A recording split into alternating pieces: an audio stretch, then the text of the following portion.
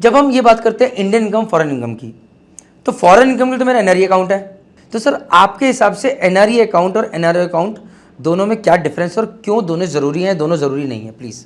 देखिए, NRE account है जिस अकाउंट में आपका बाहर का पैसा, जो आप बाहर का पैसा, वो है रुपी डिनोमिनेटेड अकाउंट, बट उसमें जितनी भी आपकी बाहर की अर्निंग्स हैं वो सारी उस पैसे में आ रही है।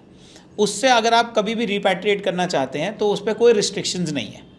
साइमल्टेनियसली जो आपकी इंडियन इनकम को रखने के लिए आपको अकाउंट चाहिए, वो आपको चाहिए NRO account, non resident ordinary.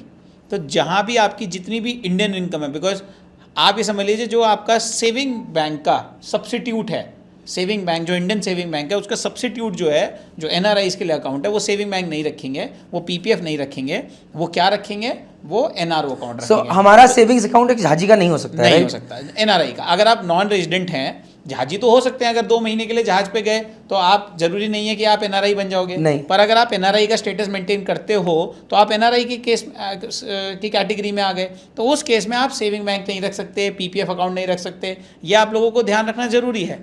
अब ऐसे में आपको क्या करना है, आपको एक एनआरओ अकाउंट खुलवाना है साथ साथ, और एक एनआरई अकाउंट खुलवाना है। एनआरई अकाउंट में तो आप वो पैसा रखेंगे जो आपको सैलरी बाहर से मिल रही है, आपकी कोई बाहर की फॉरेन इनकम है वो मिल रही है, वो आपकी अलग रहेगी। और जो आपकी इंडियन इनकम है वो सारी आप एनआरओ अकाउंट में रखेंगे।